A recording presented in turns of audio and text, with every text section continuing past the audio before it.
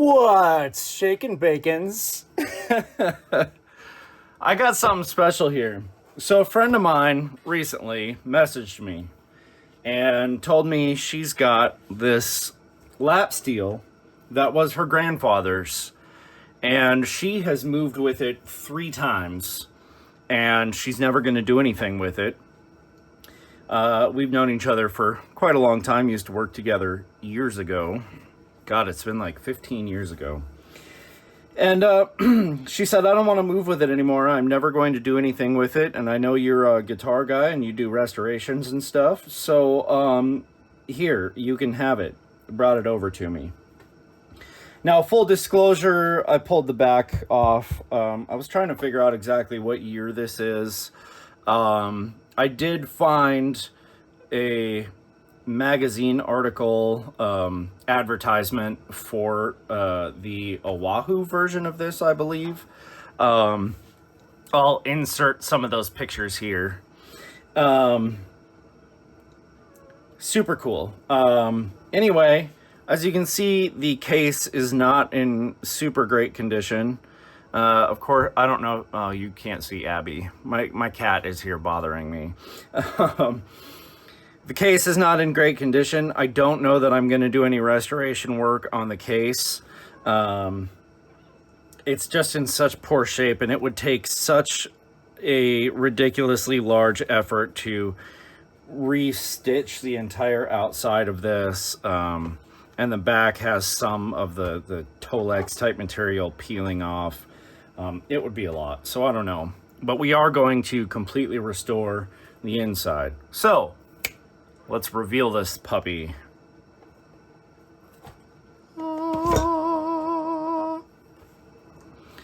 So, near as I can tell, the only advertisements that I can find for these are from 1939. Now, I have a hard time believing that they only made these for 1 year, but that's the closest I could come to it. Kay made these. They also made them branded for Oahu. The Oahu one seems to have been a little bit fancier. They had some like gold filigree on them and stuff like that. Their neck through, they are made completely of mahogany. They have a real cool single pickup in them. What I really love, I'm going to pull this out here. What I really love are these knobs and the little plates for the, the numbering on them. Just super, super cool. And I love that they give you this big rest for your hand. As you can see, the strings on these are probably from 1939. The other thing that is sort of interesting about this is the cord is actually built directly into it. Now, like I said, I already have the back off of this, but if you see, they have tape that kind of holds it in through that hole it comes through. I had considered maybe putting a plate on the back of this so you could plug one in.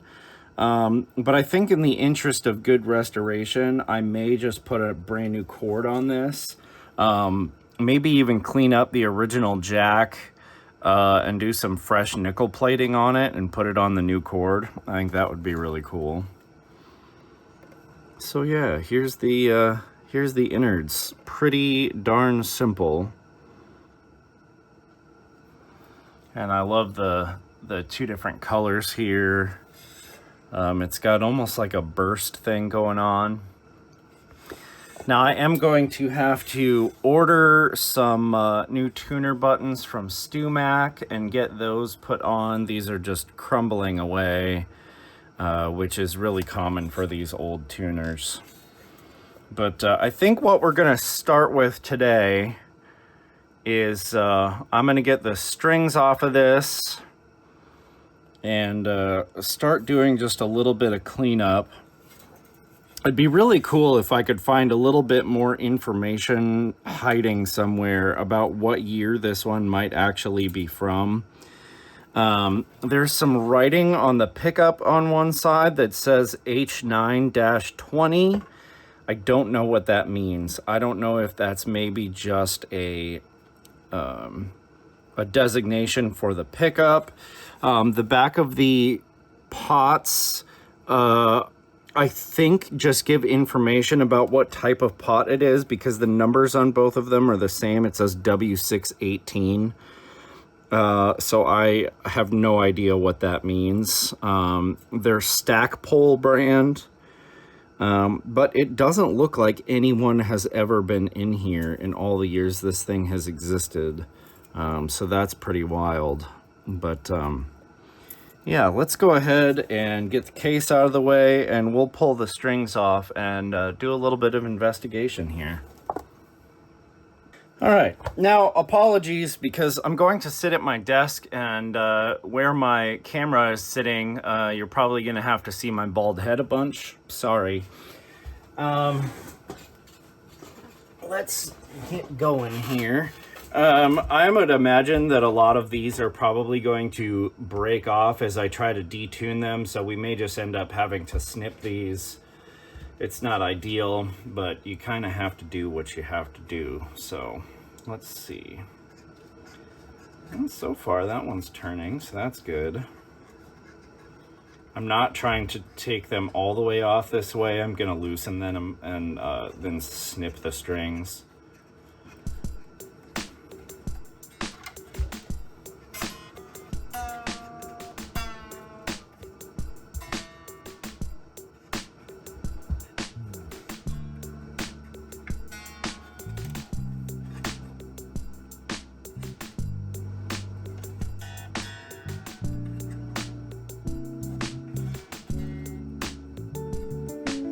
One over here. I think I'm just gonna try to grab this on the hand. Yep, this is working just fine.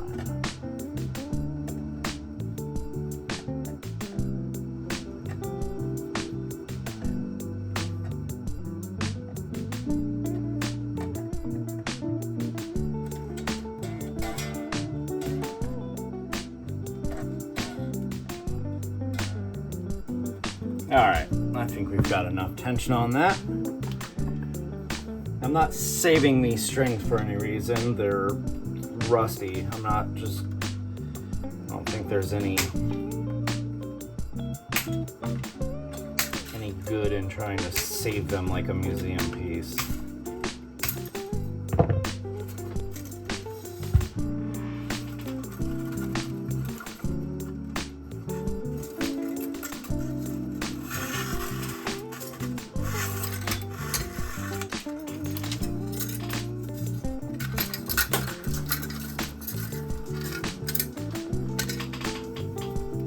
Kind of cool to see the style of ball ends that they were using back then. They're just solid brass. It's kind of neat.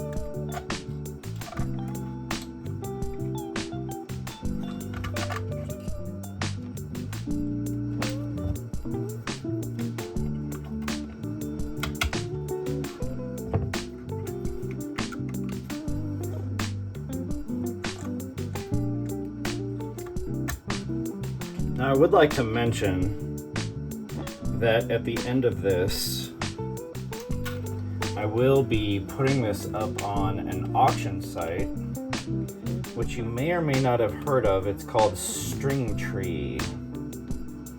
They deal in high-end and vintage equipment. They're super nice people.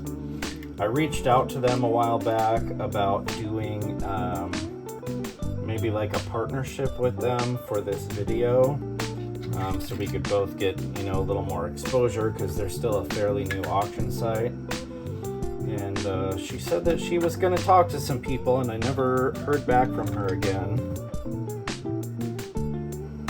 That's pretty neat. Some very simple little ferrules there. I'm just going to pull them all out now, because if I don't, I'm afraid I'm going to lose one to the floor. And as you can see, they're so loose, they're just coming out with my fingernails.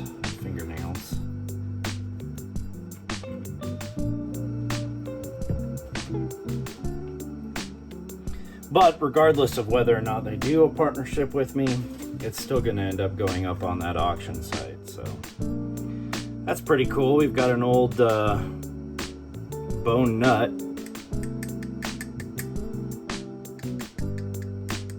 I think that's bone.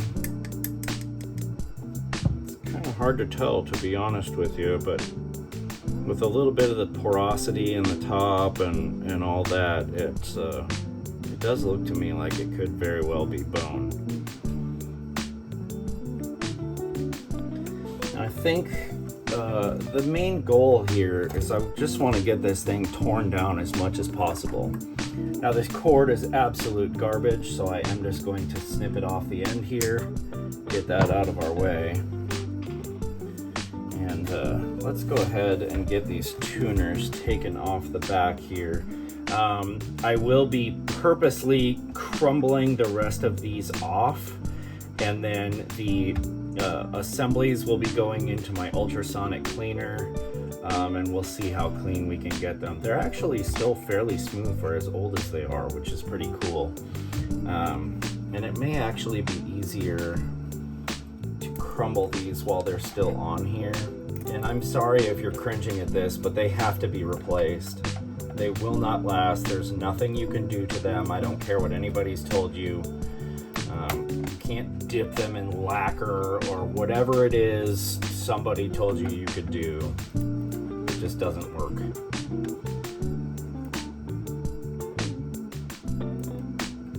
And honestly, if I put these in the ultrasonic with those knobs on, they may end up just crumbling off after that anyway.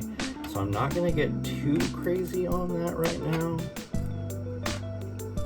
But you can see, I mean, I'm grabbing these and just kind of biting them, and they're just falling to pieces.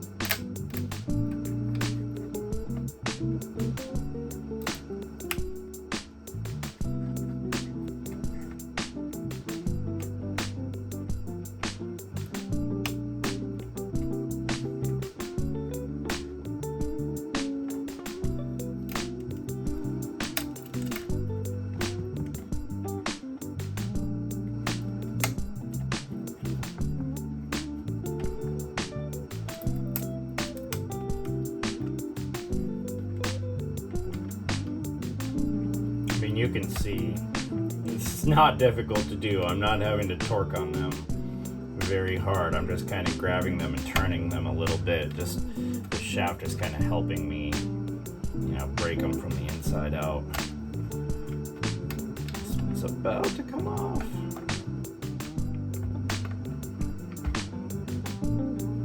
There we go. See, just powdered dust. Got this tiny little 1.5 gallon shop vac thing that I use for this.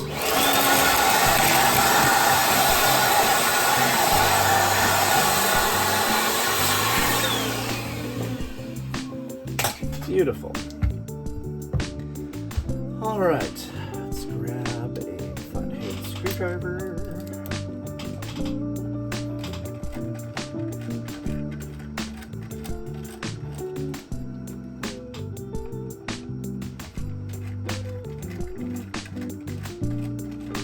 I'm still trying to decide what I want to do for the finish. As you can see, it's the bottom side here is especially beat up, but I don't know that that's a problem for me.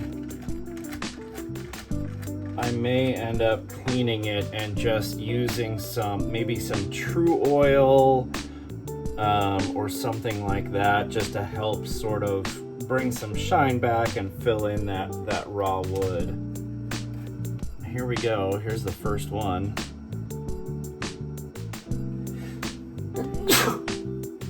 Bless me.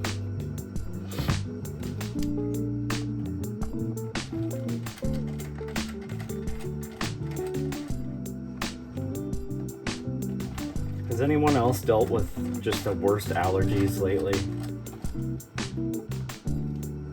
I used to have almost none, and over the past few years, I've gotten into the habit of taking an allergy pill with my other meds every day of my life.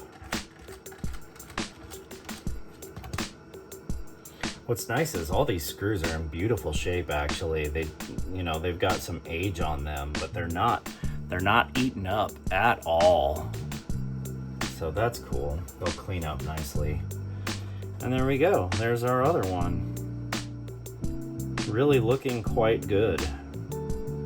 Now I'm going to unscrew the gears on these, kind of break them down as much as I can. Obviously the worm drive has to stay inside of this, but we can get the gears off and make sure these screws get clean. These screws, I can tell, were originally blued, so when we get to that point, something I've learned over the years is if you heat them up with a torch and drop them in like some used engine oil, it will re-protect them, stop them from rusting, and give them a nice sort of black oxidized color on them. So we will definitely be doing that.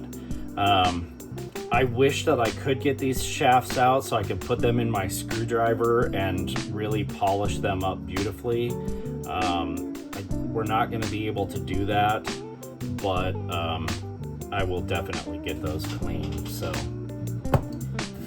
we've got that broken down. This says K15 on the back. If there's anybody who knows anything about K, maybe that 15 means something to you. I don't know. It doesn't really mean anything to me. So, getting to this back side here, I kind of carefully pull this wiring out of here. Let's get the output wire out. You can see it's just crumbling away as I work with it. Let's go ahead and go ahead and desolder these connections here.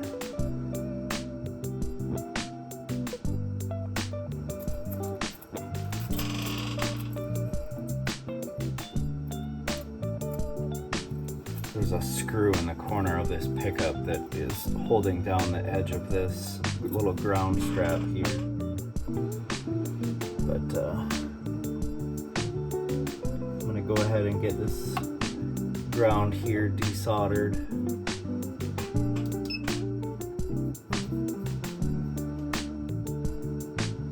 And then we're going to pull everything out of it, including the pickup and all that.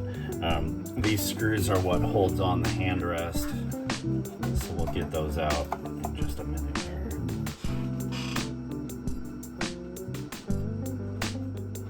Actually, that's not true. These screws are what hold in that hand rest. These two are for the pickup.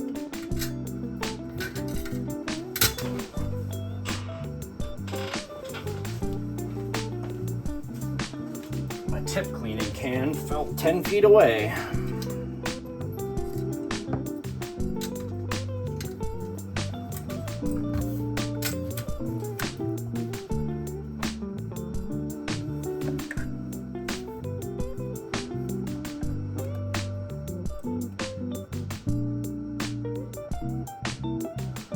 Sometimes with this old stuff, you've got to add solder to it to get it to flow again, but I always like to try without doing that the first time. Yeah, there we go. Came right out. Now this one I think we can actually leave here because that's just the ground lead from the inside of the pickup.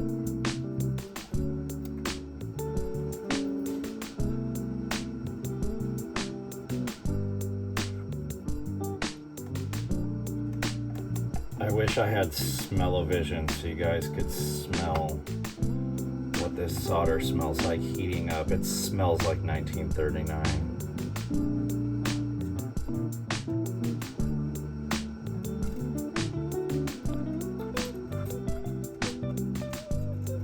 It kind of smells like the cabin that I went to as a child.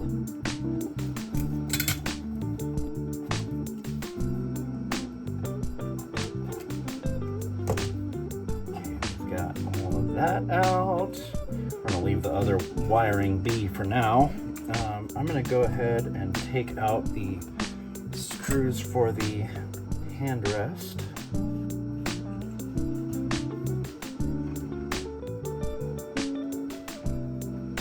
We'll reuse these, but they will also be going into cleaner.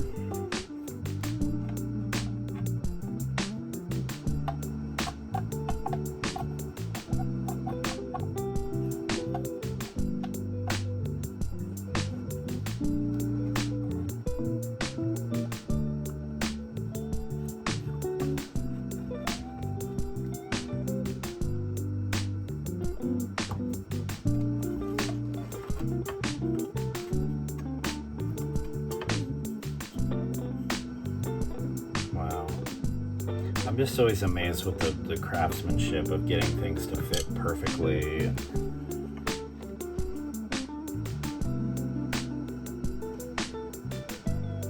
Man, that's just so cool.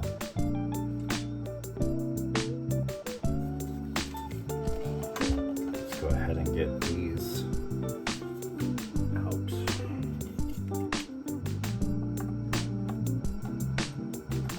Looks like there's 3/8.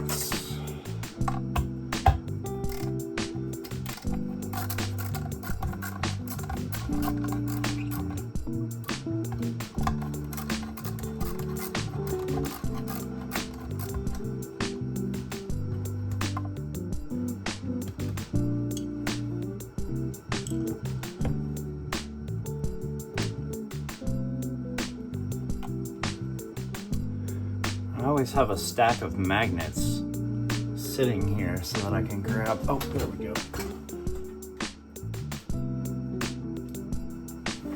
These little neodymium magnets that I bought to use for the back covers on guitar builds. But I've always got stacks of them around that are great for getting washers and things out when you can't reach inside. I'm not sure what these screws are going to. Oh, it's the metal portion of the string guide thing. Man, if I'm gonna be real mad if my 1130 seconds, which I use all the time because that's the size of the nuts inside of like Fender amplifier, the chassis screws on the bottom side are 1130 seconds. And I've been very good over the last few years of not losing any of the sockets to this, but my 1130 second has grown legs and walked away. I haven't been able to find it. And I'm betting that's what size these are. I think a 9 will fit. Yes, it will. And actually, that's just coming off with my fingers here.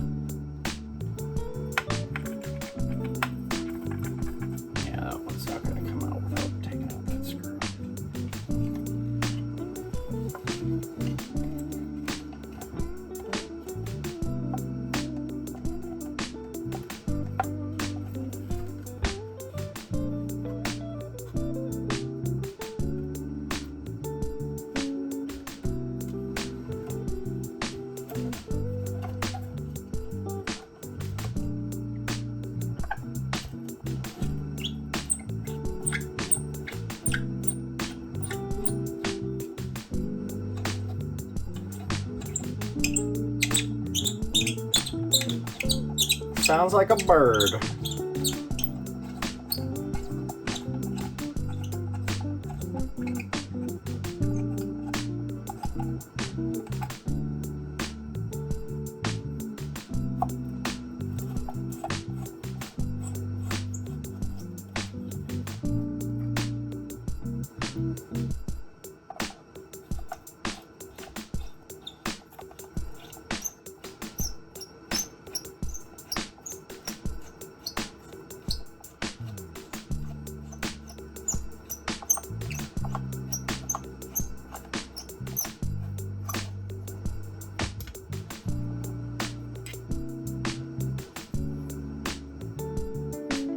Beautiful piece of rosewood they put under there.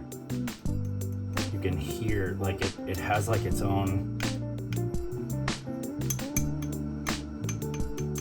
That is a really hard piece of wood. It's beautiful grain too.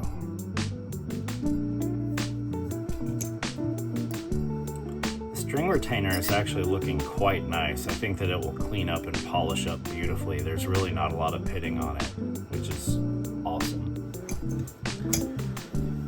Let's see if this pickup will come out now.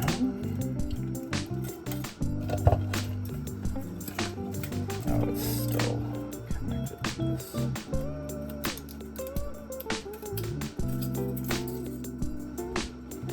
Here we go. I gotta tell you, that's a hefty pickup. That's gotta weigh half a pound easily. That's amazing. Yeah, it says H920. I'm not exactly sure what that means.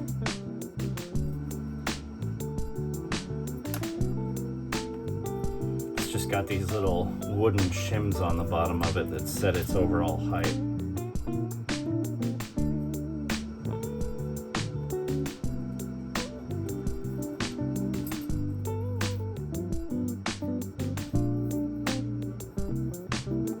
That ground strap is just awesome.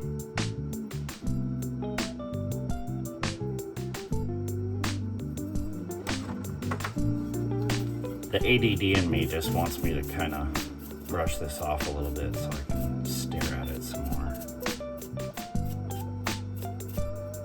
Plus, you never know if you're gonna uncover like some pencil markings or a signature or something like that.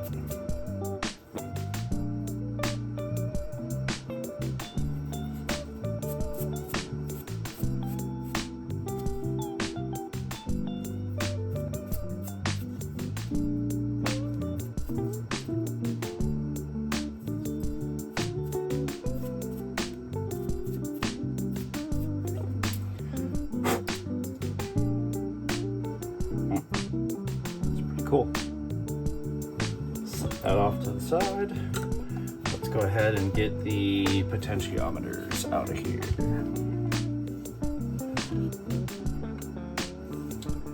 These little plastic knobs. I don't even think they're Bakelite. They're just early plastic. And I'm not sure what they would even be made of. You know, what kind of plastic they would be. They're in pretty beautiful shape, actually. I think those will clean up nicely.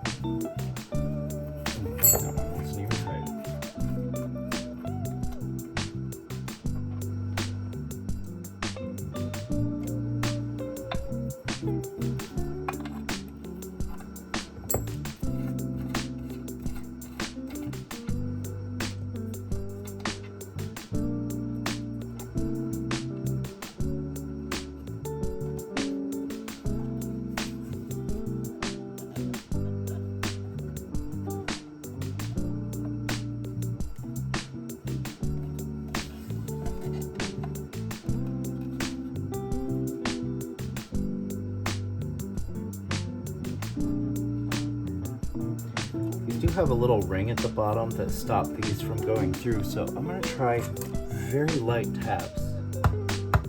Oh yeah, no problem. Coming right out.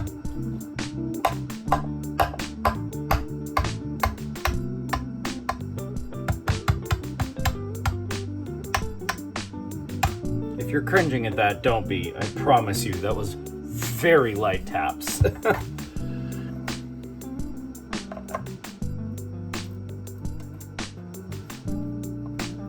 There's a horseshoe nail in here holding in the output wire. Not sure how I'm gonna get that out of there. Let's see. Since this cord is trash, I think I'm going to cut on either side of it. That way we can get a better purchase on it.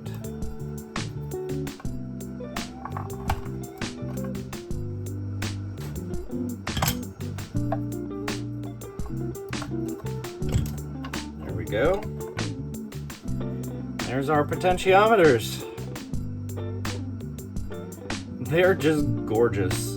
God, I love old electronics. The tone capacitor in this is a Motorola. As silly as it might sound, I don't think I realized that Motorola was around, as old as this thing is. Curious if that capacitor is still anywhere near its rated value. I'm thinking that this is likely like a treble bleed type of situation in here, which would make sense. Yeah, I wish there was more stamping on these other than the W618.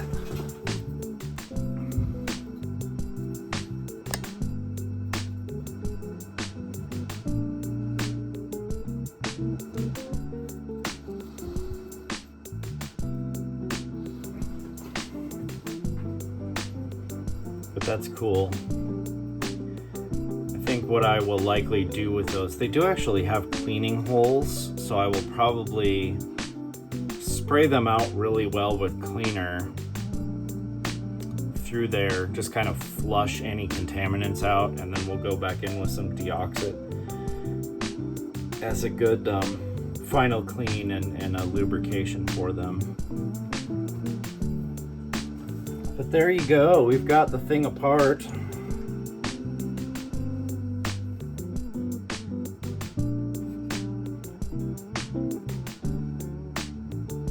I do have the back cover for this. I took it off when I very first got this thing. There's no writing on it whatsoever. The back side of it's got that crinkle paint that they loved back in the day. And it's not in great shape. I could potentially redo that. It would be nice to get rid of the rust and the flaking off stuff. Comment down below what you would do in that situation. I'm always curious. I just don't love that rust, and that's gonna just continue. I think that the best thing for this would be to strip it and repaint it. If I could find some brown crinkle paint, which I'm sure that I can, or even just really any kind of wrinkle paint, and then go back over it with a dark brown. But I would like this to be in better shape.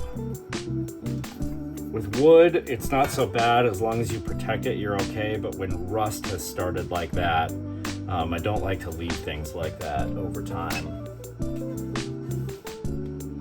I don't really see any other writing inside of this. There is a number 8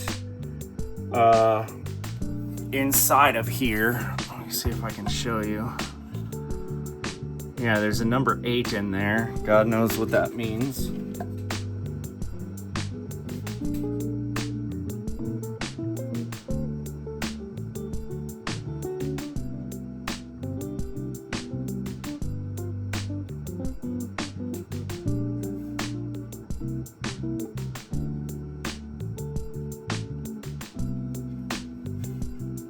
think what I'm going to do right now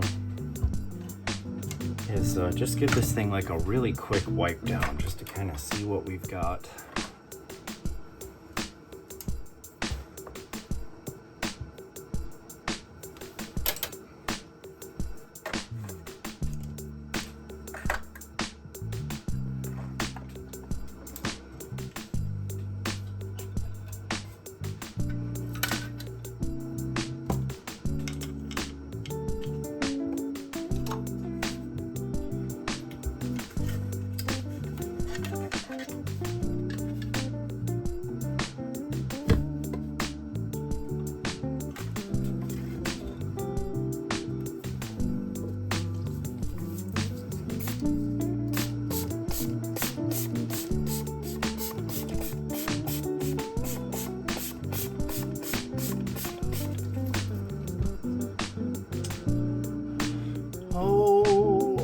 My little cleaning toothbrushes seem to have left me.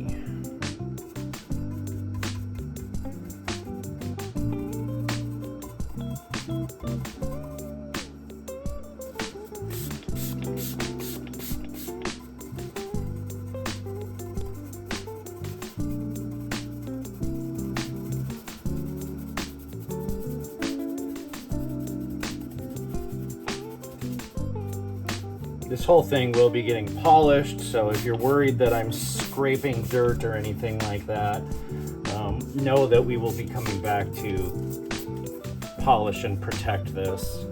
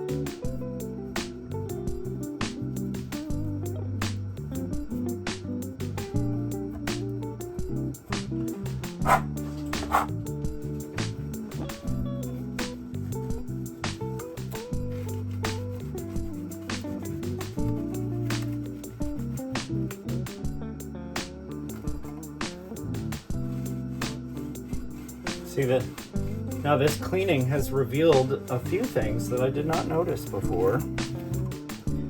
One being that at some point somebody numbered the frets on this. They did it so well that it almost looks like it came that way. I would have to think that it didn't, but that's pretty cool. I almost don't want to over clean that and get rid of that just because it's, you know, part of the instrument's history. The other thing that I noticed as I cleaned it here is there's a nice like different color of brown stripe going around both this part as well as the headstock. So that's really neat.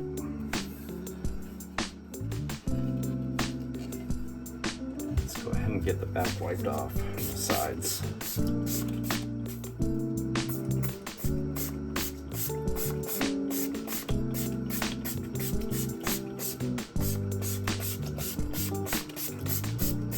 This is a very mild cleaner, by the way. I'm not hurting the finish at all. Hurting myself breathing it. But.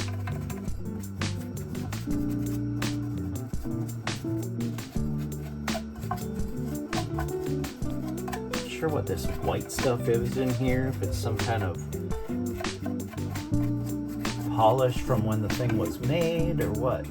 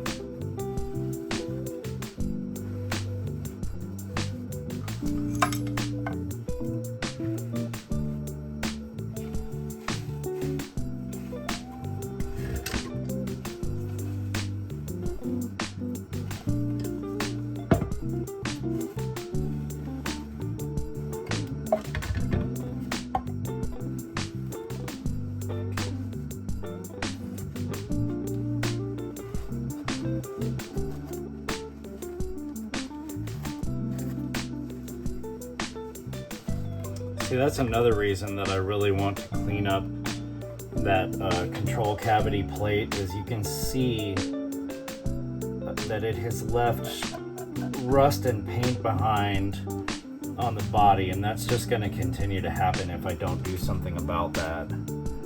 So I'm going to look into getting some finish for that. The rest of the body, I think, will polish up nicely, and like I said, we can get some true oil or something like that.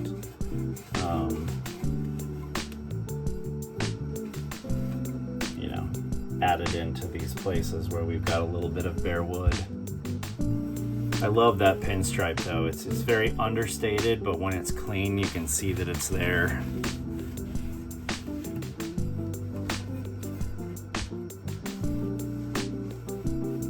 I always wonder with instruments like this, where has it been? What has it seen?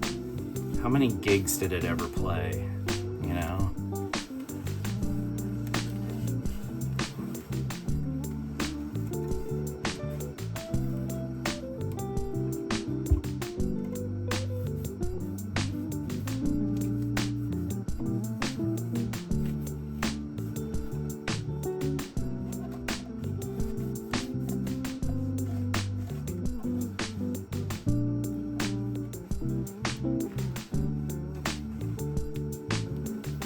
Well, that's looking pretty beautiful. Certainly a lot cleaner than it was. Beautiful patina, that lacquer checking.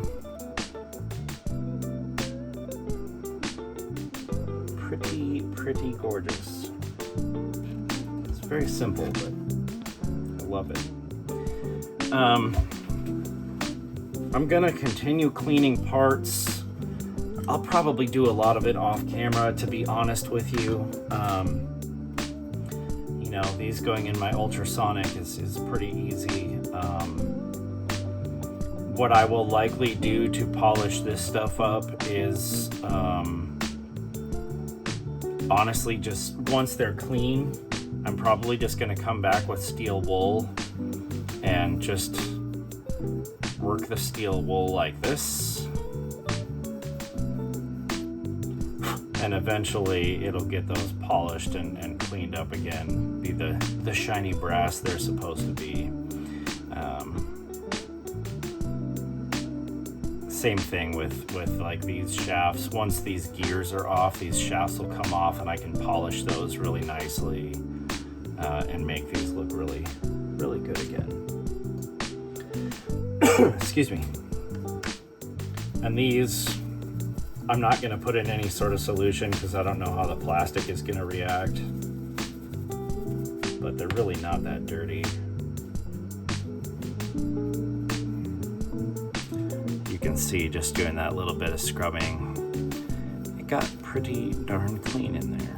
So yeah.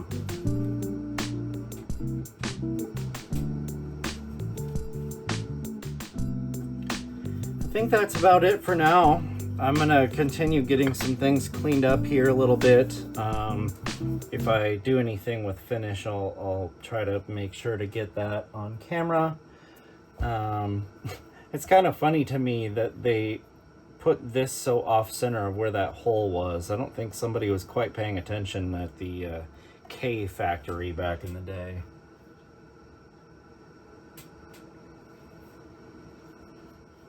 But yeah, I will get some tuner buttons ordered so that we can rebuild these proper